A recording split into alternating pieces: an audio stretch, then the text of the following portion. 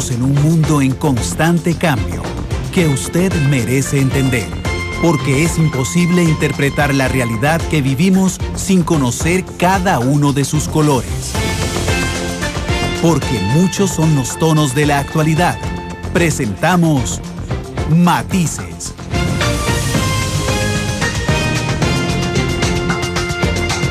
Una producción de Noticias Monumental.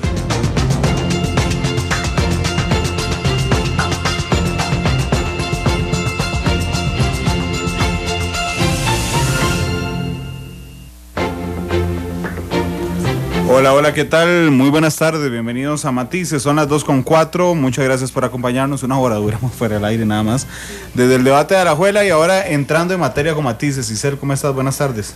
Bueno, hemos corrido un montón, pero qué satisfacción se siente cuando vemos tanta realimentación en redes sociales y ver que la gente está satisfecha con este proyecto que le trae Noticias Monumental. Hoy el primer debate de los 81 cantones, porque recordemos que el viernes anterior tuvimos el de presidentes de partidos políticos, pero bueno. Sí. También ha estado muy caliente el día de hoy. Hoy es el segundo de 82, ya solo nos faltan 80. Nada más, son las qué bien. 2:04, pero hay noticia en desarrollo. Ahorita comentamos el tema del debate y las noticias más importantes de las últimas horas, porque hay información en desarrollo en la reunión de fracción del Partido Acción Ciudadana. No sé si está bien decir de fracción. Febe Cruz está en Asamblea Legislativa. Febe, ¿cómo estás?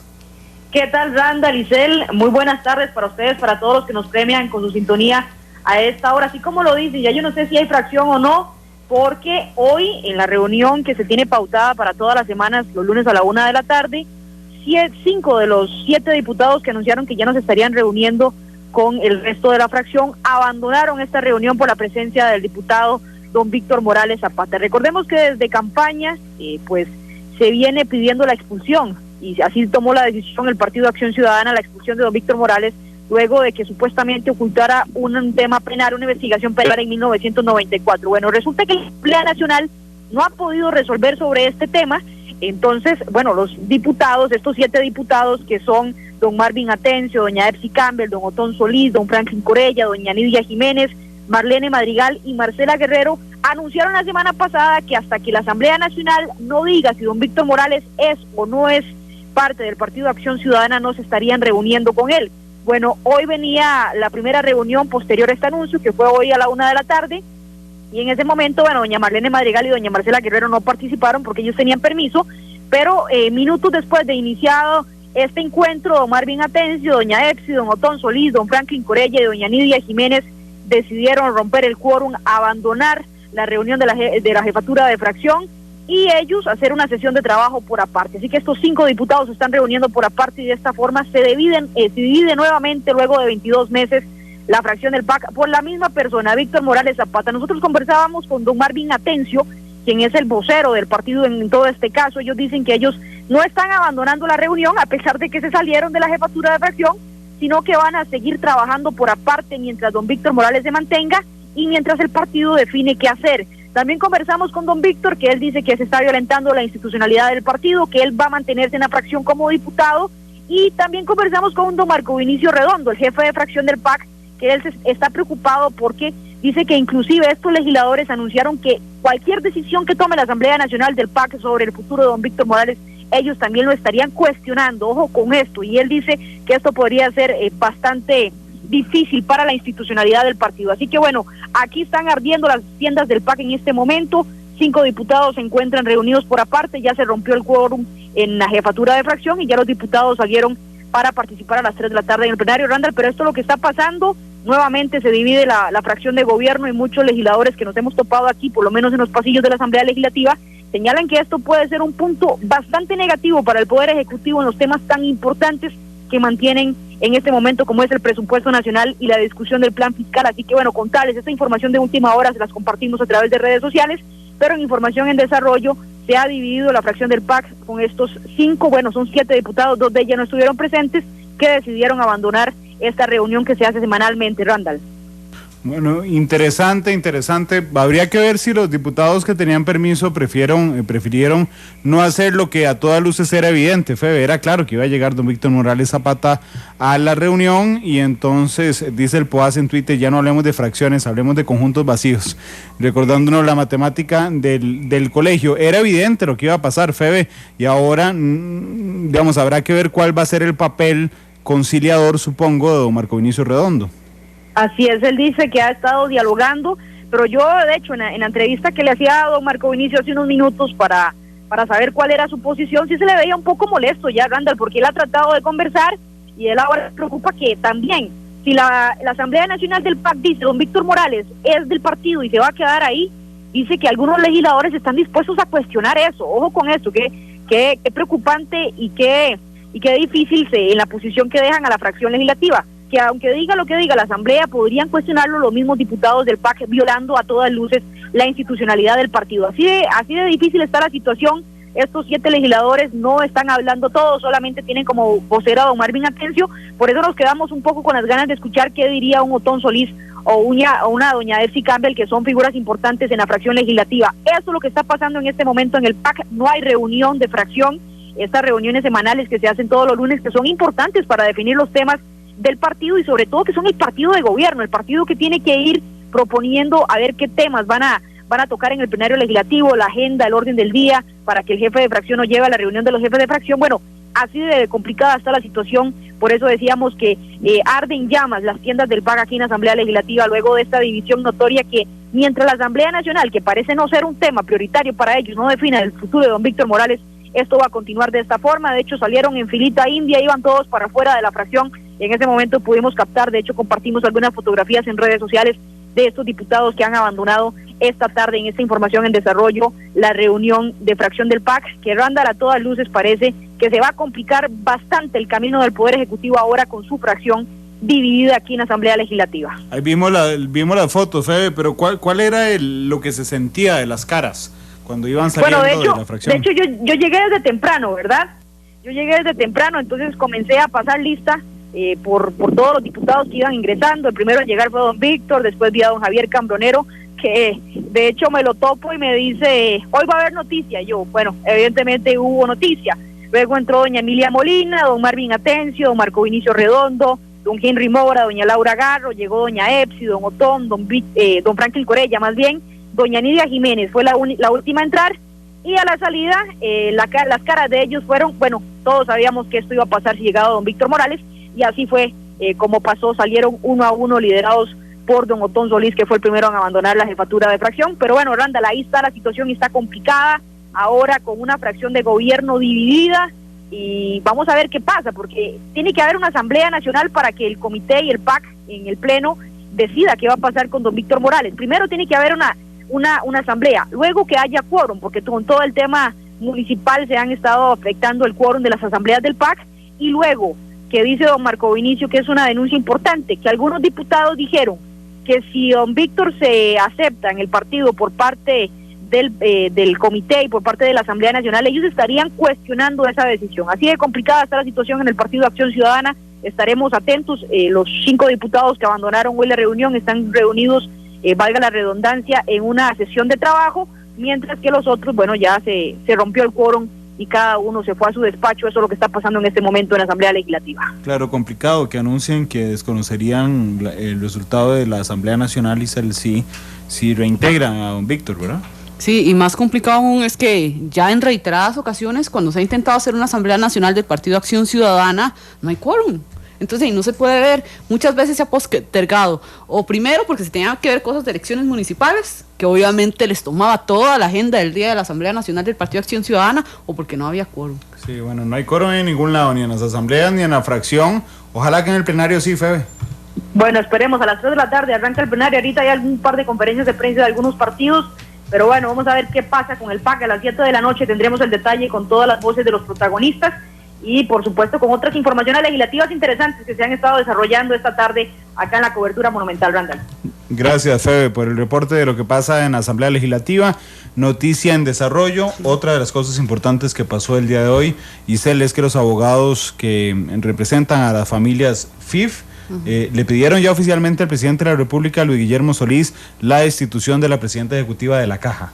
Sí, era algo que se debía venir, fuertes críticas se ha ganado doña María del Rocío Sáenz por el manejo y la posición que ha tenido la institución con respecto a ese tema de la FIP, y llama la atención, tienen incluso el presidente vimos que la semana pasada se trató de apartar, trató de darle el lugar que tiene a la Caja como una institución autónoma. Se me están yendo las palabras hoy. Bueno. Cerramos la puerta porque no se sale. Sí, mejor. Y son todavía más fuertes y no es para menos. Los diputados de las parejas, sí. Sí, no es para menos. Y hay que tomar en cuenta, don Luis Guillermo ha dicho una y otra vez que la Caja es independiente, que la Junta Directiva de la Caja es independiente, pero hay un hecho político trascendental. El nombramiento de la presidenta ejecutiva de la Caja la hace el presidente. Sí, claro. Aunque sea una institución autónoma, sí. Eso también, Y tiene que tener la confianza del presidente. evidencia las particularidades del sistema costarricense. Ningún político va a ser tan burdo de nombrar de presidente ejecutivo a alguien que no comulgue con su pensamiento, ¿verdad? De la institución, una de las instituciones más importantes del país. Exactamente, una de las instituciones que incluso alberga mayor cantidad del presupuesto nacional, de las instituciones autónomas. Vieras que yo a nuestro invitado y así como... Con unas ganas, sí. Con ganas de hablar. No, yo le dije que yo lo dejaba. ¿Cómo está, don Belisario? Hoy vamos a hablar de otro tema, pero don Belisario Solano, que hoy viene en su papel de abogado en derecho laboral. Vamos a quitarle ese papel un momento y lo vamos a meter como analista político. Es un invitado muy versátil que tenemos nosotros. Mucho, y demorado hoy.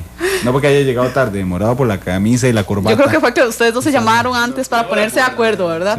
Sí. Yo ando así para que los apricistas cuando me vean me pregunten todo lo mismo. Y es demorado, es para acordarles que ayer perdieron el clásico. Yo creí que se había sido así porque hoy era el debate de la Alajuela. Sí, mira. Sí, también. ¿Qué tal, don Belisario? Para picar a los manos. No, un gusto saludarlos, y Giselle y Randall, un placer poder compartir con todos ustedes estos temas de actualidad nacional. ¿Qué le parece? Todo esto político, lo del PAC, lo de la presidenta ejecutiva de la Caja. Bueno, hace días no conversamos sobre eso, pero en alguna medida la última vez que fuimos perfilando las acciones de futuro era esperable que este tipo de situaciones se fueran a dar. Tenemos una lucha intestina en el PAC muy fuerte en aras de recuperar el poder de la organización como tal.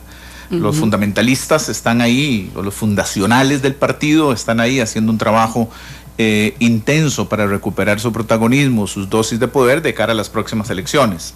Ni siquiera de cara a las elecciones municipales. Me parece ya las luchas internas que se están librando a nivel de PAC para apoderarse de la estructura. Creo que por ahí ya se están dando los primeros vientos de guerra.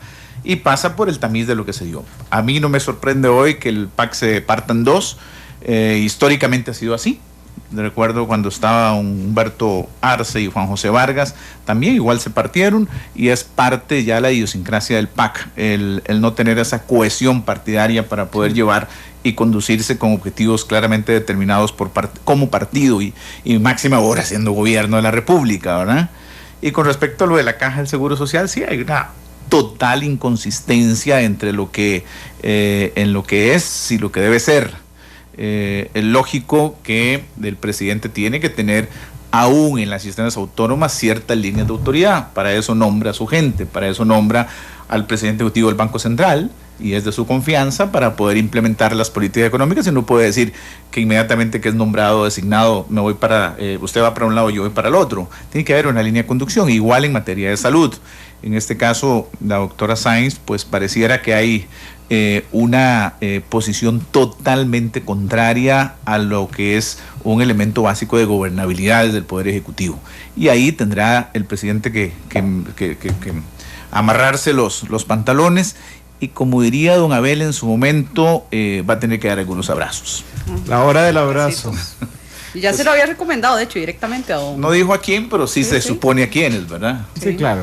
Son muy evidentes las cosas que están pasando y que están trascendiendo. Sí, tal vez es la hora del abrazo a doña María del Rocío, eso lo definirá el presidente de la República, pero bueno, para algo es presidente. Y lo que tiene que hacer y lo que hacen los presidentes es poner gente de su confianza que piense parecido en la misma línea en las presidencias ejecutivas. La noticia internacional del día: el Parlamento, así sin O, aprueba la declaración de independencia de 72 votos a favor de Cataluña en España. Los más futboleros están preocupadísimos de que el Barcelona abandone la Liga BBVA. El resto de la población está preocupado con lo que pasa en España, donde ya el presidente del gobierno español, don Mariano Rajoy, anunció que llevará esta decisión del Parlamento de Cataluña a la Sala Cuarta Española, al Tribunal Constitucional. Qué contradictorio. ¿Sí? ¿Te parece? Sí, es divertido, porque si ya quieren la independencia, divertido, que sea un tribunal de español que vea la situación. Bueno, es interesante. Sí, jurídicamente. Bueno, igual todavía no se han separado. Sí. Me comentaba Randall Quiroz el sábado en la noche, que teníamos la oportunidad de compartir un ratito y viene llegando de Barcelona, sobre el tema de la fuerza independentista que hay, y que eso me decía, mira, esto es totalmente insostenible, eso se va a dar porque se va a dar, eso fue el sábado en la noche, y me sorprende ahora la noticia, e inclusive cómo se afectaba en los partidos del Barcelona, en los estadios, en cada momento que jugaba. Al minuto 17 había un minuto por la independencia, que en las barras. Dice que se siente que se le eriza la piel a cualquiera que esté ahí en ese escenario cuando la gente de Cataluña empieza a gritar independencia, independencia, independencia, tanto en el primero como en el segundo tiempo. Ya había trascendido más allá de lo político y era un tema de idiosincrasia y de convivencia social. Sí, bueno, es un tema que se ha venido dando desde hace muchos años, se ha venido planteando. Y es claro que los españoles no pueden tomar esta decisión solamente porque el Barcelona juegue o no en la liga, ¿verdad? Pero eso también genera mucho dinero económicamente, don Belisario, usted que también conoce el campo deportivo, sabe y lo viable que es para un equipo como el Barcelona estar dentro de la Liga Española. Claro, sin duda. Sí. Por ahí dicen que podría unirse a la Liga Francesa. Pero es que no va a ser lo mismo. Ahí sí va a perder un montón de dinero, completamente. Bueno, no sé si la gente del Barcelona va a querer perder. Barcelona. Bueno, hay que aprovechar el clásico, el otro fin de semana entre el Real y el Barça. El último, Yo soy merengue, don Belisario, es lo único que no estamos de acuerdo. Ve, ahí sí estamos de acuerdo. Sí, usted es madridista. Yo soy madridista. Yo soy de Navas. ¿Usted es de Navas? Sí, apoyo a Navas. Ok. Pero cuando no juegue al Barcelona. Bueno, son las 2:20, vamos al tema de fondo. Hoy hablaremos en matices de las convenciones colectivas. Antes, y le pido un espacio a don Eric Briones, que nos está manteniendo, que se mantiene en línea telefónica. No, se me olvidó comentar el debate. Hoy fue el debate entre candidatos a la alcaldía de Alajuela. Un debate muy intenso, muy caliente, para que los que lo escucharon y lo observaron, hubo un enfrentamiento completo entre don Eduardo Soto del Partido Unidad Social Cristiana y don Roberto Thompson. Isel. Sí, ha generado muchas réplicas en redes sociales. Estuvo candente en algún momento, como que estaba efusivo. Sí. Papo Soto, sí. Sí, Papo Soto es muy intenso. Sí. Fue compañero diputado mío, entonces lo conozco. ¿En serio? Sí, de partido también. De partido. Sí. Muy intenso en sus posiciones. Sí, pues todo el mundo ya contra don Roberto Thompson. Exactamente, yo creo que esa es la era el rival a vencer y no es para resultado. Menos. Claro, este es el rival a vencer sin duda. Hoy, de hecho, en una pausa comercial, el candidato del PAC me dijo, es que el moderador, hablándome a mí, nos hizo preguntas a todos respecto a la gestión de Thompson. Es que es muy complicado, un debate donde Thompson pretende reelegirse, preguntarle a alguien qué proyectos seguiría de Thompson, o porque Thompson no debiera de ser candidato a la alcaldía. Aunque no esté el candidato o el alcalde como candidato también a la reelección, hay que hablar sobre la gestión municipal. Caía directamente sobre don Roberto Thompson, pero no es necesariamente porque sea la figura de Roberto Thompson la que está. Y ojo a la muestra, porque todos le preguntaron a Thompson, excepto el muchacho del partido Nueva Generación. Sí, completamente. Bueno, ahora sí, tema de fondo. Convenciones colectivas, ese ha sido el tema noticioso en las últimas semanas, después de que Noticia Monumental revelara que Recope pretendió financiar una fiesta de fin de año, entre otras cosas. Que ahí también iban el psicólogo, de trabajo social, el ginecólogo, sí, todo esto, a través, que está en la convención colectiva, a través de las tarifas de los combustibles. Y eso generó una todavía más profunda conversación sobre si un presidente ejecutivo se puede negar o no de cumplir la convención colectiva. Y todavía vamos más a lo profundo porque la salida jurídica de Casa Presidencial fue muy interesante, en el sentido de que el presidente dijo no se hace, y si están obligados por convención colectiva, la denuncian inmediatamente el artículo y lo llevan a la sala constitucional. Por eso hoy tenemos a dos expertos hablándonos de este tema. Uno que no puede rozar mucho lo político, pero sí lo conceptual, don Eric Briones, especialista en Derecho Laboral. Don Eric, ¿cómo le va?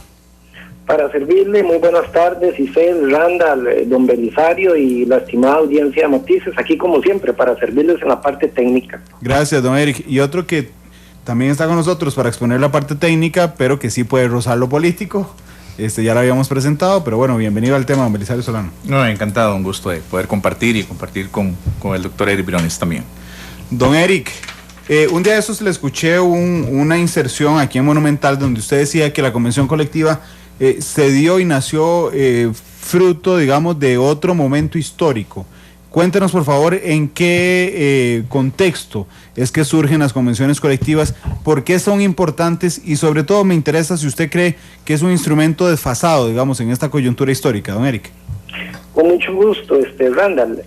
Tenemos que, como les decía la semana pasada, las convenciones colectivas las ubicamos a mediados del siglo pasado, después de o en puro plena Segunda Guerra Mundial. Tomemos en cuenta como antecedentes que ya habíamos sufrido una Primera Guerra Mundial, una recesión mundial, la de 1929, e incluso si nos vamos al siglo pasado, del 19, recordemos que habían habido varios intentos, incluso homicidios en contra de los trabajadores y trabajadoras, por ejemplo, a mujeres que las quemaron en fábricas estadounidenses porque reclamaban los derechos colectivos. Recordemos también que a muchos sindicalistas los mataron o los condenaron injustamente. Todo esto a nivel de sociedad en un siglo y medio conllevó a la creación de ciertos instrumentos dentro del derecho laboral que estaba en ese momento en auge, estaba surgiendo el derecho laboral en general y se viene a plasmar dentro del derecho colectivo las convenciones colectivas. Las convenciones colectivas vienen a significar un instrumento de paz laboral y creo que en muchos casos hemos olvidado para qué sirven y qué es lo que se negocia. Si usted ve, Randall y compañeros, en general se discute mucho sobre las cláusulas normativas, o sea, ahorita lo que se negoció, si se concedieron más vacaciones, si esos derechos que tuvo un momento se han convertido en privilegios. Pero se nos olvida también que dentro de las convenciones colectivas, y eso depende también de las partes y del patrono, ya sea Estado, sector público, o sea sector privado, también hay otro tipo de cláusulas obligacionales, cláusulas compromisorias, de acuerdo a la doctrina, y las cláusulas de seguridad sindical. Lo que se discute en el país mucho es lo de las cláusulas normativas, pero no obstante, como les decía la semana pasada, dentro de las cláusulas obligacionales y compromisorias, también el patrono puede sacar provecho de la negociación. Que lo saquen o no, bueno, eso ya depende de cada negociación y cómo se les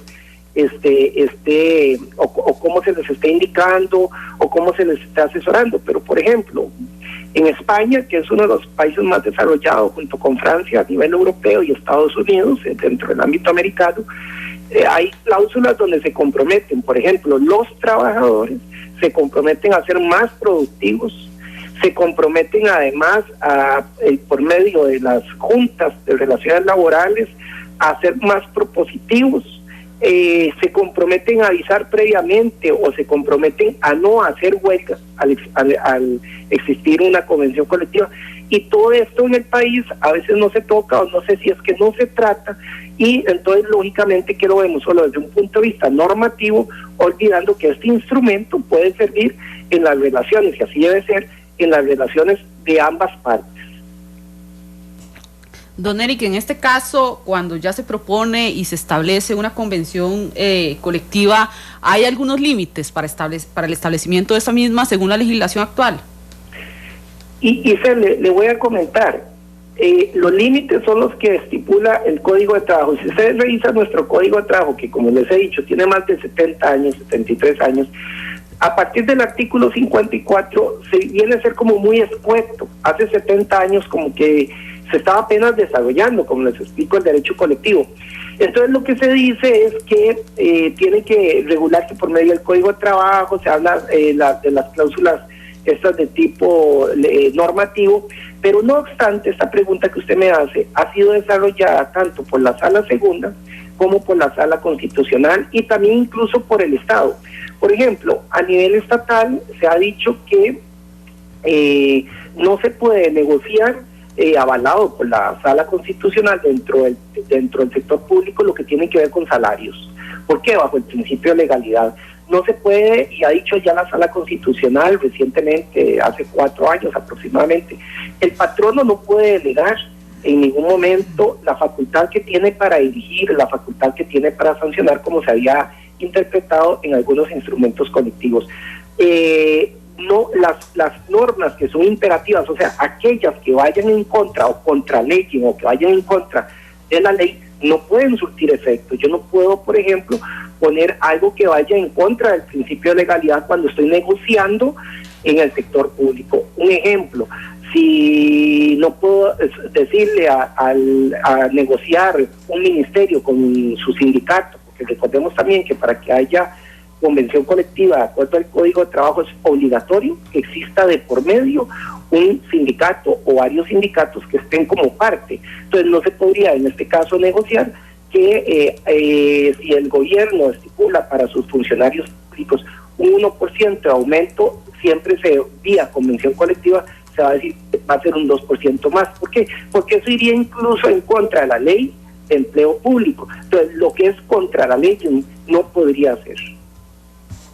Don Eric, qué dicha que toca este tema, porque yo recuerdo, no puntualmente, pero sí recuerdo en mi cobertura periodística muchas veces cubrir votos de la Sala Constitucional donde eliminaba artículos de convenciones colectivas, en algunas ocasiones por ser irracionales y por otras por discriminar al resto, digamos, de funcionarios que no tenían esos beneficios, don Eric. Sí, Randall, muy atinado. Recordemos que esto ya a partir de los años 90, 95, se empieza la Sala Constitucional, 7, 8 años después de la creación de la Sala Constitucional, a ver estos temas de las convenciones colectivas. La Sala Constitucional, el norte, el camino que ha llevado para la hora de declarar inconstitucional una norma que esté estipulada dentro de la convención colectiva, ha sido basado bajo la proporcionalidad, como usted explica, la razonabilidad que debe existir y además siempre y cuando haya igualdad de condiciones y que no sea una discriminación. Hay cuestiones, por ejemplo, que ustedes lo han tocado por medio de la prensa incluso, donde cómo es posible que yo ya negociar un plus extra a final de año por el hecho de yo cumplir con mi horario.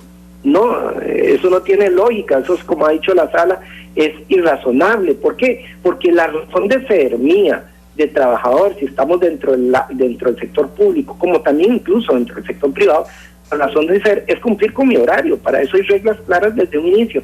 Si no, se perdería la potestad de dirigir por parte del patrón, y eso, en ese sentido, lo ha hecho la Sala Constitucional. Incluso la Sala ha ido más allá y ha protegido no solo bajo estos principios, sino también la hacienda pública. En otros casos, Randall, donde ha declarado inconstitucionalidad cierta normativa.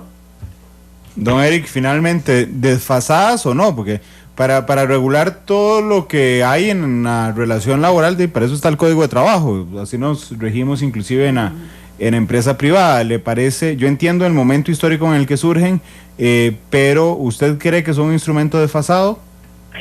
Randall, en ninguna manera podría decir que es desfasado. Lo que está desfasado y lo que estamos carentes los costarricenses es de normas claras.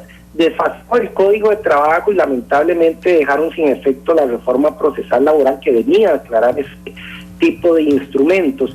Desfasado no, sino más bien lo que se necesita en el país es remozar las reglas, poner reglas claras a nivel legal para poder uno como trabajador hacer instrumentos colectivos. Además es necesario el fortalecimiento de los sindicatos dentro de un equilibrio que exista, y para terminar les cuento, por ejemplo, España, Alemania, Francia, Estados Unidos, los trabajadores de estos 4 países que menciono no serían trabajadores con todas las beneficios y con todos también las obligaciones y responsabilidades que no tienen, no tuvieran convenciones colectivas.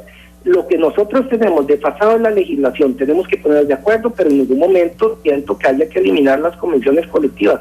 Por el contrario, hay que fortalecerlas, pero dentro de un ámbito de razonabilidad, proporcionalidad, y que también sea beneficio para tanto para el trabajador como para el patrono. Hoy por hoy pareciera que se cree en nuestro país que las convenciones colectivas solo sirven para gollerías y que sirven solo para los trabajadores. No, el patrono bien asesorado también puede sacar provecho mediante todas las cláusulas que les comenté ahora. Don Eric, muchas gracias por acompañarnos en este arranque del programa. Para servirles, un saludo. Suerte. Igualmente, don Eric Briones es especialista en Derecho Laboral. Don Belisario, déjeme iniciar la entrevista con usted con la última pregunta de don Eric. ¿Desfasadas o no desfasadas? Tal vez aquí sería importante recordar la época del 98-2002, por lo menos en el gobierno de don Miguel Ángel Rodríguez, donde se le mete un poquito el dedo a la llaga al tema de las convenciones colectivas, que en aquel entonces, en el año 2002, los rubros de convenciones colectivas llegaban casi a 30.000 millones de colones, 25.000, 30.000 millones por ahí, que ya era plata. Sí, no sé cuántas casas de interés social se pudieran hacer o cuántos, el hospital de Cartago se hubiera podido construir y todo ese tipo de cuestiones. Pero hay que recordar que es un instrumento que se ha venido utilizando por parte del gobierno de la República o de los partidos, y aquí no vamos a quitar ni a Liberación ni a la Unidad, que son los que han gobernado el 40 para acá, 48 para acá, en donde lo han utilizado como un instrumento de gobernabilidad para poder mantener con los sindicatos y con el sector sindical del país una cierta paz social que les permita en alguna medida cerrar el cuatrienio sin mayor efervescencia en el lado público. Entonces, todo este tipo de asuntos fueron aprovechados en aquel momento por una cúpula sindical muy fuerte, muy hábil. Hay que reconocer a un Gilbert Brown, por ejemplo, que recuerdo, señor Esna, también en Habdeba, que uno va recordando un tipo como Fernando Vargas en el CINAR o en la imprenta nacional, algunos otros. Entonces ellos fueron aprovechando toda una cultura de convención colectiva y de ir haciendo un manejo de negociación con los jerarcas. Y no habían jerarcas que se le metieran, que pudieran poner un freno y jugarse el costo político que eso llevaba. Hasta que fue la Sala Constitucional la que en realidad le puso el cascabel al gato. Y entonces empieza a delimitar los ámbitos de aplicabilidad de las negociaciones colectivas, hace una separación en el sector público, quiénes sí y quiénes no, y a partir de ahí empieza a aplicar esos principios que dice el doctor Briones, sobre el principio de razonabilidad, de proporcionalidad y de buen uso de los recursos públicos, para poder empezar a mermar o a disminuir ese tema de las convenciones colectivas que en algún momento se convirtieron en grandes gollerías para cierto sector de trabajadores de este país. Entonces, ¿qué es lo que ha pasado? Que venimos de más para menos en este momento con respecto a este derecho colectivo, que en buena medida, sabiéndose utilizar, puede ser muy positivo. Pero cuando se pasa al abuso, ahí ya la cosa se pierde, se prostituye el objeto del instrumento colectivo y se cae en lo que lamentablemente se ha caído cuando se pretenden llevar adelante una serie de beneficios que devienen prácticamente en la irracionalidad de esos beneficios. De tal manera que creo que es un instrumento que viene teniendo serios problemas en el sector público, porque en el sector privado usted ve, deme una convención colectiva en el sector privado, tal vez una compañía bananera por ahí, tal vez 2 o 3 que puedan tener, en los otros lados pues no los ve. ¿Qué ha hecho la empresa privada y qué ha hecho el sector privado? Bueno, ir adaptándose a los cambios y tratando de mejorar las condiciones mínimas de los trabajadores, porque el objetivo de la convención colectiva es definir, negociar y concertar mejores condiciones más allá del piso que establece la legislación laboral del país. Y entonces las grandes compañías multinacionales lo que han venido es creando sus propios mecanismos de incentivos que haga atractivo incluso que ni siquiera tengan que ir a una convención colectiva y ni siquiera pensar en un sindicato.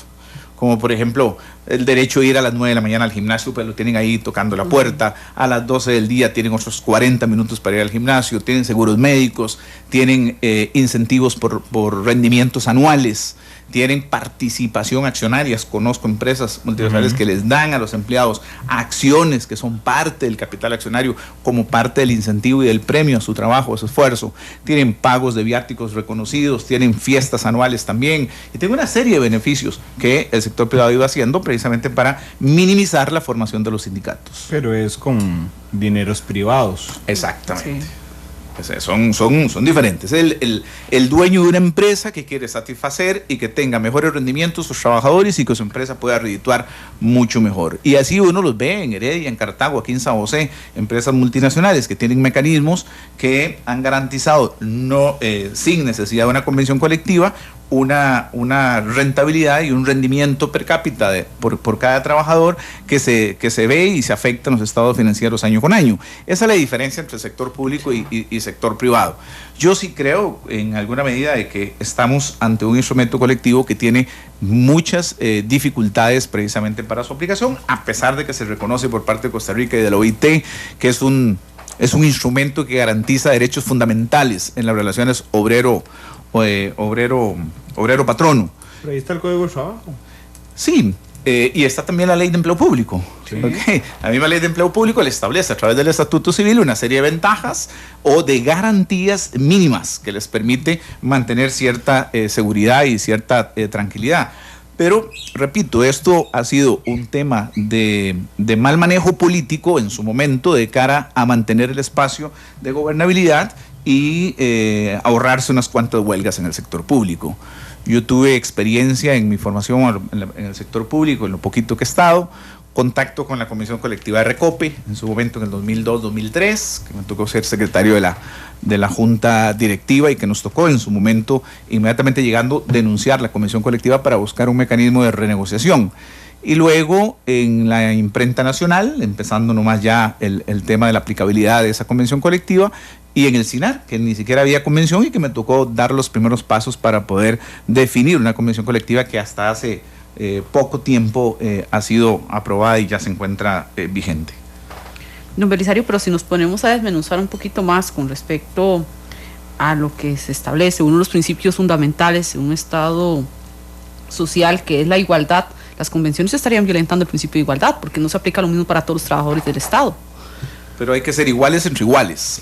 Okay, si es un sector el que está y del sector público, entre lo que dice la sala, que es muy interesante lo que dice la sala cuando declara inconstitucionales algunas de las convenciones o algunas partes de las convenciones, que aplica solamente a obreros, trabajadores y empleados que no participen de la gestión pública de la administración, cuando los mismos sean contratados por el Estado conforme a las regulaciones del derecho privado. Entonces la idea es de que siempre sean regulaciones de derecho privado las que estén en ese momento, pues ahí sí cabría entonces el beneficio de la convención colectiva para normar o regular lo que decía don Eric ahora, que me parece muy importante. ¿Cuáles son las cláusulas normativas que eventualmente tendríamos que plantear? A partir de, bueno, ¿es justo o no es justo dar la cesantía de manera ¿cómo se llama?, indefinida y establecer 20, 25 años, como hay algunas, 12 años, como hay otras, o decir, no, simplemente nos quedamos con FCL, que es lo que tenemos ahorita, un 3% convertido en derecho real y un 5% que usted tiene que ir a jugársela y mantener siempre niveles de eficiencia y de respeto dentro de las relaciones normativas del trabajador y del patrono. O bien, en estas convenciones o cláusulas normativas, ¿qué pasa con respecto a los niveles de aumentos salariales? Si lo llevamos por el que indica el Ministerio de Trabajo o si bajo ese piso le podemos dar un aumento adicional. Esas son cosas que se pueden perfectamente discutir de cara a incentivar. Pero igual, Isela, aquí dentro del concepto que tiene que ser no discriminatorio, que sea igual para ese sector de obreros y trabajadores, que les permita entonces verdaderamente garantizar el piso y con alguna mejora que no sea abusiva, dice la Sala Constitucional, que sea racional y proporcional a las condiciones en donde se está trabajando. Bueno, de hecho, estaba revisando algunos votos de la Sala Constitucional sobre las convenciones colectivas. Pasa que había unas que eran una cosa impresionante. La de Recope, todos estos 5 artículos anulados. Porque está eso, han variado. Claro, no, Han variado considerablemente. El 28 de Recope, que fue anulado por la Sala Cuarta, decía auxilio para el disfrute de vacaciones en aumento, 7 días por un año de servicio a 30 días por 26 años o más. Es decir, que la gente que tuviera más de 26 años tuviera un mes, 30 días naturales de vacaciones. Y ojo, son 30 días naturales, ¿verdad? Sí. No son 30 días anulado por la Sala Cuarta. hábiles. El artículo 33, permisos sin o con goce de salario por razones personales sin que excedan 250 días. Ok. Un aporte anual de 3,5 millones de colones para actividades sociales, sindicales, deportivas y culturales. La bonificación por asistencia. Si no había ninguna falta, les daban 14 días de salario. El bono vacacional, por ejemplo, usted tenía días de vacaciones y apenas llegaba de las vacaciones. El día siguiente a usted tenían que pagarle un porcentaje de bono vacacional. Además de que sale de vacaciones, recibe el dinero. Eso es la Recope, ¿verdad? Se va de vacaciones, le pagan esos días como Bueno, esa fue calificada, esa que usted habla fue calificada como enriquecimiento ilícito por parte de la Sala Cuarta. Así es. Sí, claro. ¿Verdad? Y eso hablando de Recope. Y hablando de Habdeba, por ejemplo, el que otorgaba permiso con goce de salarios de hasta 150 días por mes a los miembros de la Junta Directiva del sindicato, un incentivo salarial del 25%, ¿sí? Entre ellos, digamos, más de una juntos. tercera parte del año. Pero en un mes, por mes. Ajá, por Dios. Un incentivo salarial de 25% a los puestos de computación, 30% a los profesionales, 25% a contabilidad, tesorería y planilleros. Es decir, había cosas que ni siquiera, de uno diría, bueno, ¿y para qué es esto? Digamos, ¿de qué le sirve esto al país? Y había uno, a ver si lo encuentro, este está vigente. No, lo perdí. Ya vamos a ver. Pues aquí estoy viendo la convención colectiva de... Había uno simpaticísimo de la Compañía Nacional de Fuerza y Luz, que era el bono por electricidad, se lo leo, que existía. Dice que la compañía dará a sus trabajadores y pensionados el 50% de la tarifa eléctrica. Este derecho lo tendrán los jefes de familia, aquellos que estén sosteniendo la obligación, aún no siendo jefes de familia, todo obviamente comprobado ante la compañía. Se exceptúan a los empleados que viven en la propiedad, son propiedades de la compañía, en cuyo caso el fluido será gratuito. Decía a todos. Okay. Y pensionados. Lo que aquí a uno le llama la atención es que don Eric dice, era un instrumento muy interesante, es un instrumento muy interesante, surgió, digamos, a raíz de una coyuntura histórica particular, donde los patronos pueden interponer algunas obligaciones de sus trabajadores, pero lo cierto es que cuando uno lee las convenciones colectivas de Costa Rica, y uno dice, ay, pero estos se sentaron a negociar con la pared, digamos, nada más recogieron la firma al final. Sí. Don Belisario, parece que los poco ágiles son los negociadores, justamente en ese afán por evitarse huelgas. Es que uno que ha estado en los dos lados del mostrador así lo puede confesar, yo lo puedo confesar. Cuando me tocó estar en la silla de la Secretaría de Recope, uno siente realmente que te están poniendo contra la pared. Cuando me tocó la imprenta nacional, y ya dependiendo de mi posición, la gente de la NEP estaba pidiendo mi cabeza a la imprenta nacional. Tenía que salir porque ya el desgaste había sido muy fuerte ante las cosas que se estaban tratando de negociar. El desgaste de uno como funcionario público es muy fuerte, porque uno no tiene estabilidad y depende políticamente de Zapote. Y entonces todos los recados le llegan a Zapote, entonces uno se debilita. Luego ¿cómo se llama? En Sinar, fue peor aún. Ahí el desgaste mío fue todavía en un año, porque inclusive recuerdo muy bien que yo mantenía la tesis son 8 años lo que dice el código, ¿verdad? Aún así yo me fui en un punto medio, pues ellos querían 20 años y yo dije no, vamos a un nivel de razonabilidad, pensemos en 12 años y ahí no me muevo. Pues solo por el punto de la cesantía. Al final ellos bajan a 15 años en la negociación. Pero entonces, ¿qué hacen? Simplemente me sacan de Sinar. Me hacen una huelga, me llevan una comparsa y me obligan prácticamente a tener que entender yo que ya no habían las condiciones de negociación y poder llegar donde don Abel y decirle, don Abel, aquí ya no hay margen de maniobra, el ambiente en el Sinar no es el adecuado, aquí está mi carta de renuncia. porque ya no había esa posibilidad, ya se había metido, había conversado yo con Albino en varias oportunidades, había conversado con otros dirigentes de la ANEP. Albino ya llevaba años siendo secretario general de ANEP en ese momento. Imagínese la espuela que tenía, ¿verdad? Sí. En su momento. Y además ese juego, esa maniobrabilidad que tienen los sindicatos para poder manejar una serie de situaciones que eran sumamente complicadas. Distinto es, por ejemplo, la negociación con Gilbert Brown y con el señor Esna.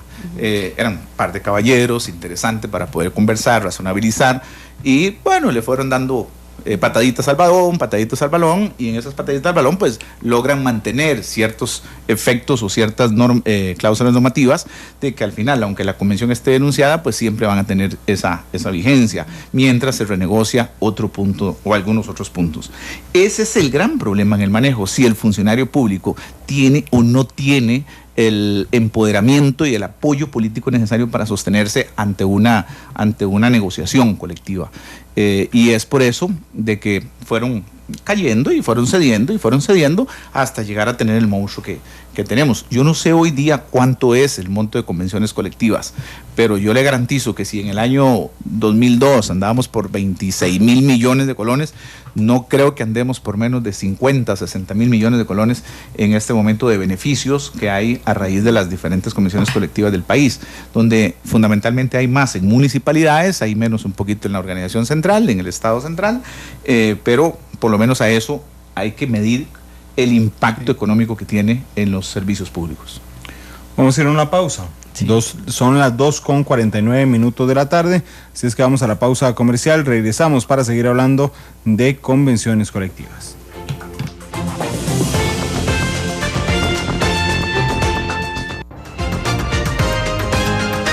La actualidad, sus tonos, sus contrastes. Esto es Matices.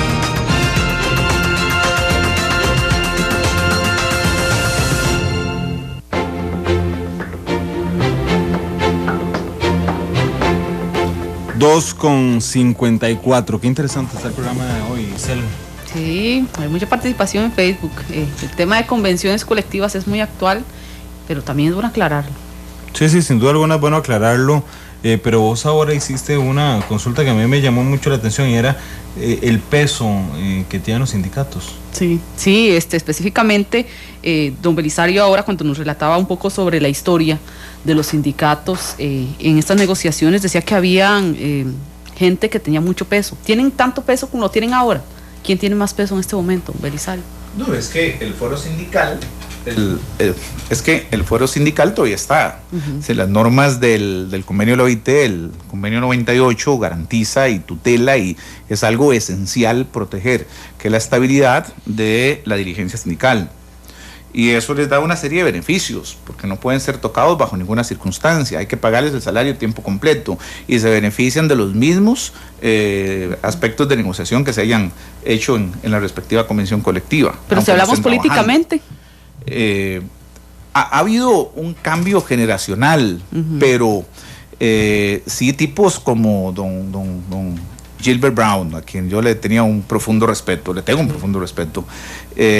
y al señor Esna, a veces coincido con él en algún tribunal, en algún lado, y vacilamos, nos reímos de las cosas que hacíamos en aquel momento, pues para poder mantener un diálogo, para poder mantener una conversación y cada quien defendiendo sus posiciones, ¿verdad? Sí. En aquel momento la tesis nuestra era de principio que teníamos tarros viejos botados en Moín, que era la refinadora. Cuando yo llego y lo primero que hice, acepto la Secretaría de Recope el 8 de mayo, pues me voy el 9-10 de mayo para ver qué es lo que tenemos. Y la verdad es que eran tarros viejos y se pagaba peligrosidad a gente que tenía muchos meses de no siquiera subirse arriba a hacer absolutamente nada porque los tarros estaban parados, o sea, la refinadora estaba totalmente parada, entonces habían pagos de manera indebida, habían abusos, de 100 colones que había que costaba el almuerzo en Recope, en la soba de Recope, los tiquetes, los famosos tiquetes, nosotros nos daban los tiquetes, o nosotros teníamos que dar los tiquetes porque era de la patronal, y muchos otros más, ahí, tal vez la fiesta de Recope. Yo no sé si recuerdo la del 2002, si fui o no fui al centro recreativo de Recope, pero sí, todas esas cosas había que pagarlas y había que mantenerlas. Los beneficios médicos que existían, el famoso fondo de ahorro que estaban. Sí, había mucha tela que cortar. Entonces, en aquel momento había una enorme fuerza sindical que tenía mucho poder político. Los partidos políticos tenían sus propias unidades de sindicalismo.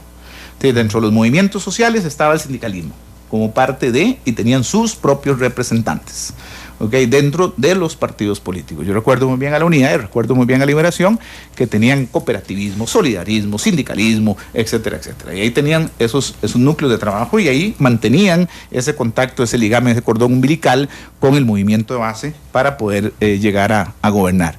Yo siento que hoy, Isel, con todo y todo, me parece que la coyuntura, en la forma en que se da el triunfo de Luis Guillermo, me permite casi afirmar sin temor a dudas de que tienen mucha fuerza en este momento, ¿okay? Y que tienen copadas muchas de las estructuras y que tal vez por ese temor a actuar de los jerarcas es que las cosas no se pueden, no se están viendo como mucha gente quisiera que se ven, o que en alguna medida hay como una parálisis, un temor a la toma de decisiones, porque generalmente pues ante una acción va a haber una reacción y no necesariamente la que el gobierno de la República podría estar esperando. Claro, pero por ejemplo, don Albino es funcionario público. Creo, si mi mente no me engaña, es funcionario del Ministerio de Justicia. Ministerio de Justicia, sí. Sí, él es trabajador del Ministerio de Justicia, de ahí recibe el pago en tiempo completo, pero pasa todo el día en la NEP. Lo que usted me decía del fuero sindical es muy fácil, es que no se pueden despedir a sindicalistas. Exactamente, hay una serie de instrumentos de la OIT que consagran precisamente esa libertad sindical y una serie de principios precisamente para darle esa garantía a ese fuero sindical que les permita pues estar en negociaciones con absoluta tranquilidad. Hay que darles una serie de permisos a los dirigentes y a los seccionales, a los encargados de las seccionales. Yo tenía un presidente de una seccional de algunas instituciones de que simplemente todos los días yo tenía que firmarle una justificación porque andaba en tal reunión, andaba en tal otra, me lo pedía la NEP, me lo pedían, y entonces nunca estaba precisamente en la institución donde yo estaba, y eso pues obviamente generaba mucho problema, muchas dificultades, precisamente porque yo no me podía negar a otorgar esos permisos que estaban por convención colectiva. Y esa estabilidad que se han fraguado a través de los convenios internacionales hace que el país se pueda ver expuesto a serias sanciones a nivel internacional en caso de violentar un derecho sindical. Y creo que en esa base es donde tenemos puntos de partida donde no puede uno cambiar las reglas del juego, y lamentablemente la camisa de fuerza está para el funcionario público, para el jerarca institucional que tiene que bregar con una convención colectiva que se la ponen al frente. Es más, la presidenta Recope, solo para decirle, bueno, ¿qué tiene que hacer? Se la juega, ¿verdad? O da la plata o no da la plata. Aquí, creo que, sí, usted fue a don Randall, Noticias Monumental se hizo que la fiesta no fuera fiesta. Sí, o que por lo menos cada quien la pague. Digo, poniendo las cosas en su clara dimensión, porque un día eso me dijeron, es que hay otro medio que dice que lo de la fiesta lo sacó otro medio. Sí, aquí, lo que pasó fue que aquí estuvo en Matices el lunes pasado el intendente de Energía. Entonces le preguntábamos, ¿qué intentó con esta tarifa pública financiar Recope? Y él dijo, la fiesta de los empleados de Navidad. En la tarde, algún otro medio llama a preguntarle a Arecep si es cierto, y Arecep lo que manda es decir, aquí está la solicitud de la fiesta de Navidad. Entonces se hace el escándalo sobre el tema de la fiesta de Navidad, pero el tema es mucho más amplio, porque con estos fondos públicos, con estas tarifas de los combustibles, no solo estaba la fiesta de Navidad, don Belisario, es que estaba, por ejemplo, todos los beneficios que de la convención colectiva. Lo dije ahora, el psicólogo, la ginecóloga o el ginecólogo, no tiene para nada malo tener ginecólogo en la institución pública, pero mientras el resto de mortales va a la caja, porque todos pagamos seguro para que puedan ir a la caja, tener en exclusividad para una empresa del Estado pagada con dinero del Estado, es lo que generó el escándalo. Y es que no estaba esta fiesta de Navidad, han estado todas las fiestas de Navidad del pasado. Y es un hecho innegable que todo esto impacta en la actividad empresarial, en este caso de Recope. ¿Y qué es lo que hace Recope? Refina, o bueno, importa hidrocarburos y vende. No refina nada. Exacto, no refinamos nada. Y de algún lado tiene que salir la plata para poder financiar toda la estructura, y parte de la estructura precisamente va por salarios y por los beneficios que se deriven de la convención colectiva. Entonces, ¿Eso dónde tiene que impactar? Impacta en el precio final del consumidor. En alguna medida, yo, consumidor, tengo que estar pagando el 0,00.1% del precio del combustible para que los empleados de Recope tengan su fiesta navideña, su psicólogo, sus abogados, su estructura de financiamiento, sus vacaciones y sus bonos los bonos que existen en beneficio de la peligrosidad y alto riesgo y todas esas cosas que hay. Pero ¿usted qué cree de esto, de que se financie con tarifas, don Brisario? Es que ¿por dónde tiene que financiarse? ¿Qué otro nivel de ingreso tiene Recope, por ejemplo? No sé, pero ahora está un zapato, porque la ARECEP le dice, usted financiela donde sea, pero de aquí no, porque no le vamos a aprobar las tarifas. En realidad, quien logra, digamos, poner este tema en discusión, sin duda alguna, es la ARECEP. Sí, lo que pasa es que cuando usted tiene una empresa y la empresa tiene 2 o 3 actividades, usted puede decir, bueno, ok, de la utilidad neta que me pueda quedar para el año entrante voy a destinar un tanto por ciento para dar un incentivo. Pero en el caso concreto que es de Recope, que depende exclusivamente de la venta, de la comercialización de hidrocarburos, ¿a dónde está el ingreso bruto de Recope? En la venta de los hidrocarburos. ¿Y a dónde tiene que impactar todos los gastos? Los gastos salen de los dividendos que pueda generar la venta del hidrocarburo. Entonces, cualquier centavo que se le ponga por una fiesta, por un psicólogo, por un bono vacacional o por un bono o por un permiso con goce de salario, por muerte de familiares o amigos, eso impacta en la estructura de costos. No hay la más mínima duda. Y por eso ARECEP hace lo correcto. Y le voy a decir, no, mira un momentito, no me ponga a cargar a mí estas cosas, vea a ver dónde lo carga. Claro, lo puso una disyuntiva muy fregada claro. A la gerencia, principalmente, no tanto a la presidencia, a la gerencia de Recope, que es el que maneja la parte administrativa. Ahora sí, tengo, no sé si son 2.500 millones de colones que impacta el año entrante la convención de Recope. Bueno, ¿y ahora dónde los cojo? Díganme de dónde lo voy a tomar. ¿Hago un préstamo? No puedo, ¿por qué? Porque tengo que pagarlo tarde o temprano, y además eso es un efecto bola nieve, porque eso va a ir creciendo todos los años. Exacto, tiene un nivel de crecimiento importante y de algún lado va a reventar. Pero en este caso, legalmente, ¿quién tiene la última palabra? ¿ARECEP o la Convención Colectiva de Recope? Ese es un derecho que ya está. Si lo vemos desde la perspectiva del derecho adquirido, ya está. Firmó. Los que estuvimos o los que no estuvimos en su tiempo y que fuimos corresponsables, o los que están ahí. Ahorita habría que revisar la historia. Pero el derecho está. ARECEP lo que está diciendo es a la administración, no a los trabajadores. Le está diciendo a la administración, mire, yo no le autorizo a usted más a que me vaya a diluir ese costo en el costo final de los combustibles. Voy a ver qué hace, pero yo no se lo autorizo. Redúzcame la utilidad por otro lado, invéntese, vuélvase creativo. Pero entonces, ¿qué es lo que queda? Lo que queda es, por parte de la administración, tener que cumplir.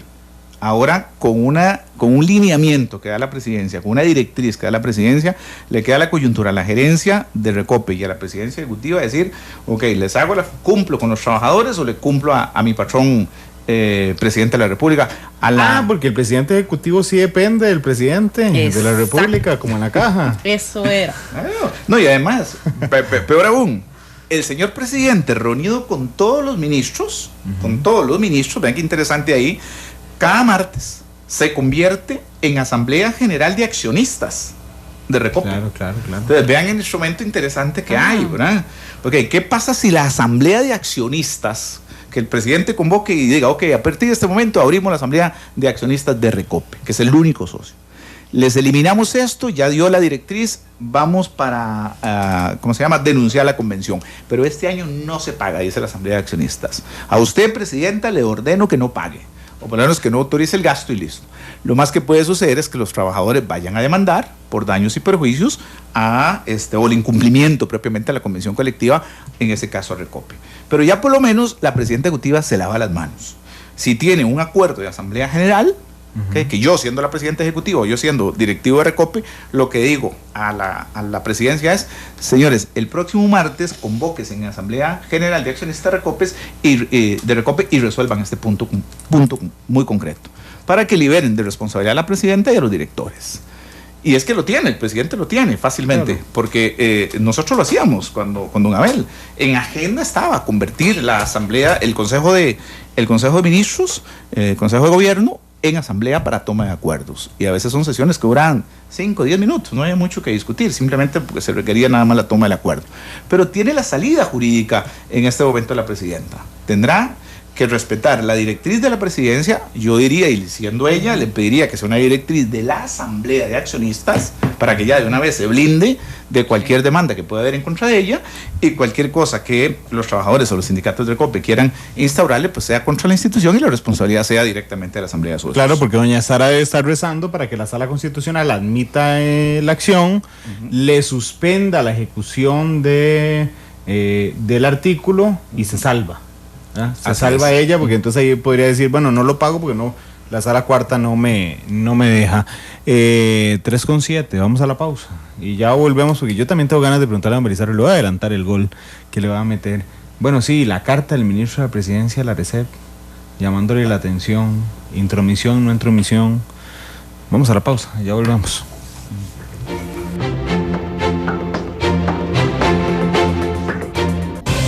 Analizamos los tonos de la actualidad. Exploramos sus contrastes, matices.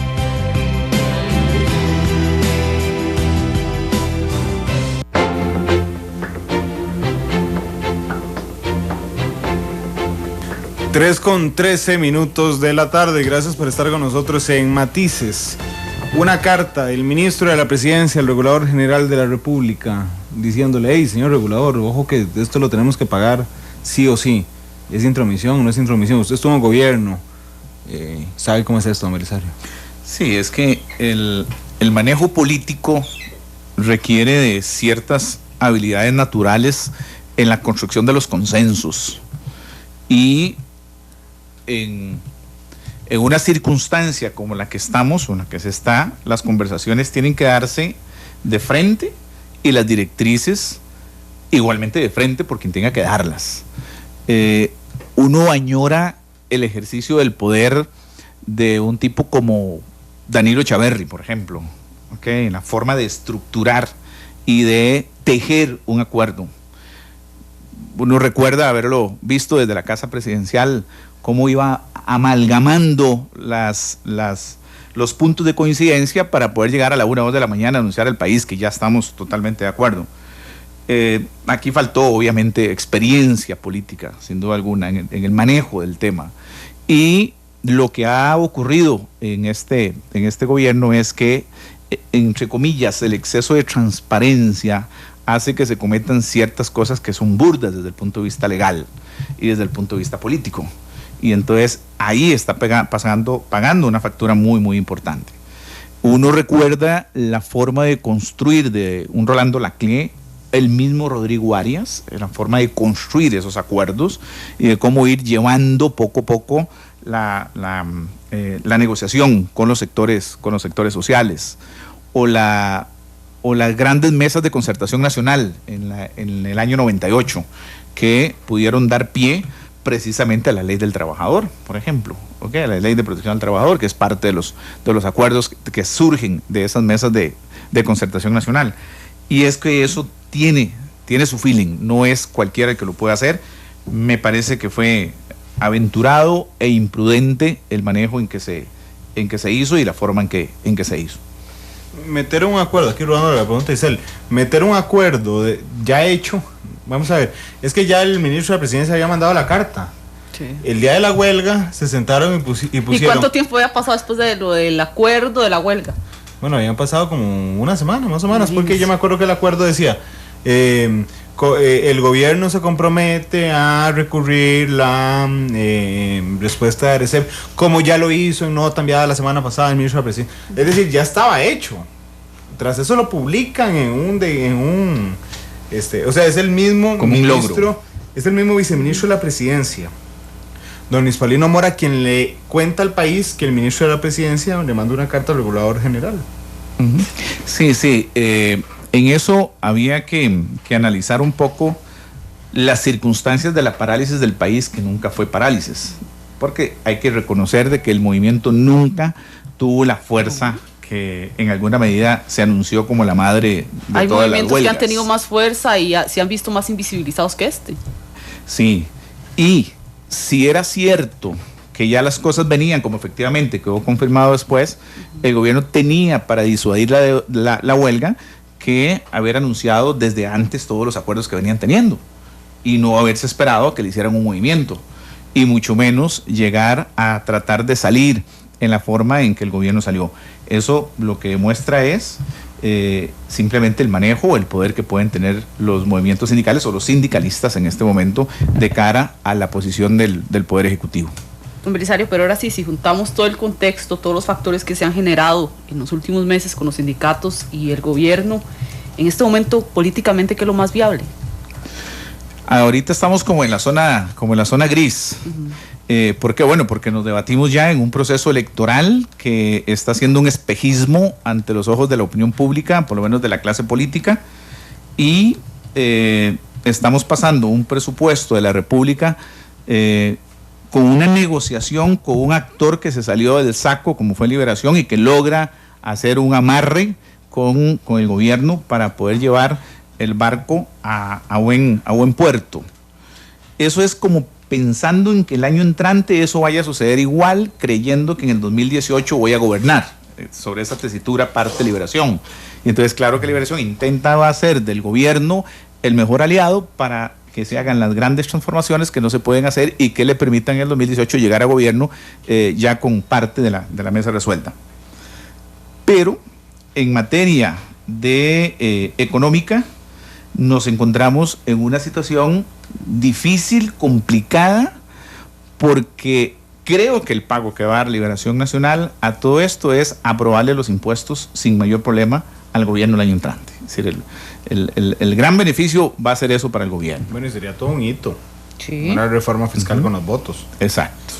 Y la unidad no puede salirse de eso tampoco. ¿Okay? Entonces vamos a tener unidad, PAC y Liberación teniendo que aprobar ese acuerdo. ¿Por qué el PUS no puede salirse? Porque la unidad tiene que pensar, la unidad tiene claro que hay un problema de estructura fiscal importante. La unidad tiene claro que quiere ser gobierno. Y si todo el costo político del año 2017, 2018 se lo come este gobierno, ya cuando el PUS llegue en mayo, pues entonces ya tendrán las arcas un poquito más llenas y no tan vacías, ¿verdad?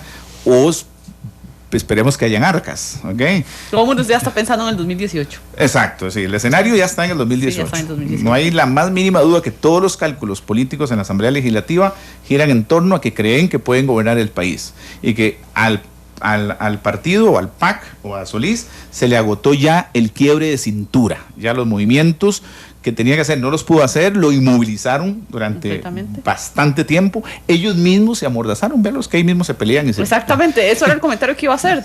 Ya hace más de 2 años un gobierno y todavía no han logrado solucionar ese problema que en realidad no es nada en comparación con lo que tienen que debatir en este momento. Exacto, y entonces claro, el río revuelto, ganancia de liberacionistas y social cristianos, ¿verdad? Entonces, en ese sentido los estrategas de Liberación van en la búsqueda de esos conceptos. Entonces sí siento de que este proceso para deslegitimar a la clase sindical o a los dirigentes sindicales, ¿okay?, es importante de cara a replantear un nuevo esquema de gobernabilidad, ¿okay? Sí. Para poder entonces decir, no, miren, tenemos que ir por una ley de empleo público que venga y resuelva absolutamente todas estas cosas. Tenemos que ir por la eliminación de las convenciones colectivas porque ya no son un instrumento viable, no son un instrumento que sea adecuado a las circunstancias del momento. Hay otras formas de hacer convenios colectivos, ¿okay?, que es el otro instrumento que existe, sí, la negociación colectiva como tal, o el arreglo directo, donde un grupo de trabajadores se pone de acuerdo y hace el arreglo. Obviamente es un instrumento que no utilizan los sindicatos porque ahí no tienen vela en ese entierro, lo pueden hacer los trabajadores de manera directa.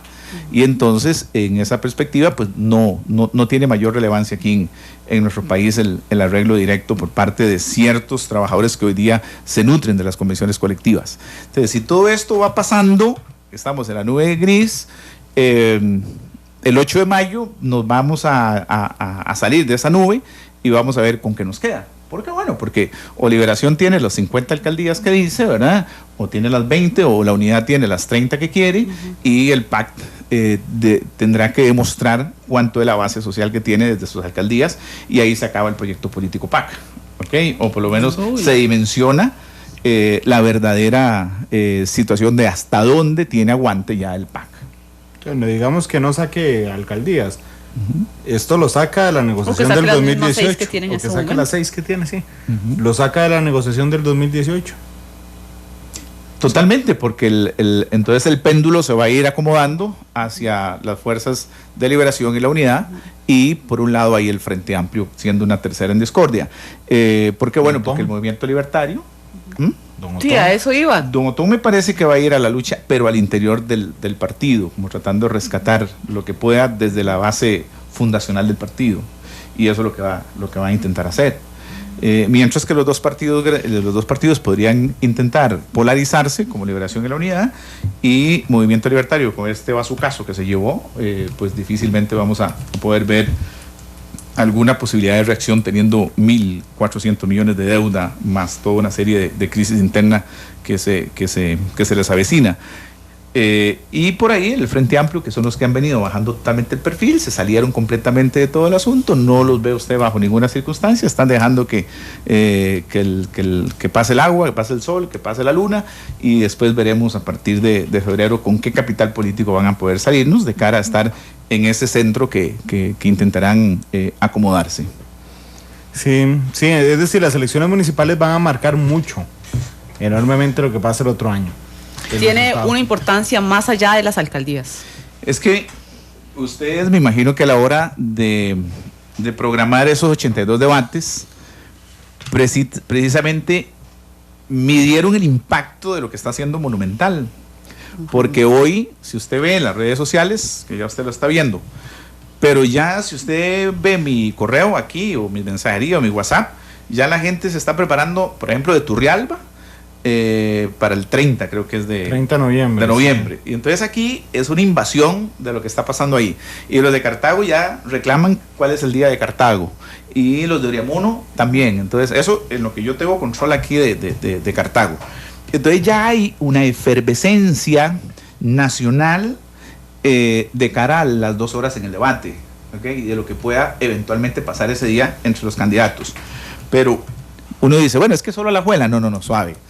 Lo que pasa en Alajuela tiene impacto en Matina, en alguna medida, ¿ok? Porque en alguna medida hay problemas que se identifican a nivel nacional. El tema empleo, el tema infraestructura, el tema vivienda, el tema educación, el tema seguridad, sí, pasa por el tamiz, ¿ok? De que son temas nacionales y que puede perfectamente preocupar o ocupar a los diferentes candidatos. Entonces, cuando ustedes ven esto, ustedes no se imaginan, o imagino que sí se imaginan, el impacto que tienen a la hora de realizar este tipo de conversaciones con los candidatos y lo que la gente ya está sintiendo. Máxime de que no hay recursos, que no hay dinero, que los candidatos no tienen plata para pautar, y el espacio que está dando la radio, okay, es valiosísimo.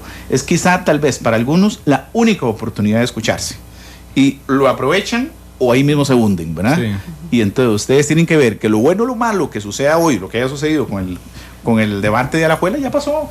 Y de ahí... Y ahí quedó. Exacto, y los que lo aprovecharon, y los que no, simplemente ya no tuvieron más oportunidad. Don Belisario, muchas gracias por habernos acompañado hoy. No, encantado, un placer de poder volver acá por la casa. Sabrosa la conversación, gracias Isel. Buenas tardes. Mañana debate a las 7 de la noche Turrubares, el miércoles a las 7 de la noche Guásimo, el jueves a las 2 de la tarde en el espacio de Matices Grecia, el jueves a las 7 de la noche Dota, el viernes a las 11 de la mañana Belén, es un debatazo, el de Belén, y el viernes a las 2 de la tarde en horario de Matices Golfito, uno de los peores cantones en el índice de gestión municipal. 3:26, nos escuchamos hoy a las 7 en la tercera emisión de Noticias Monumental. Feliz tarde.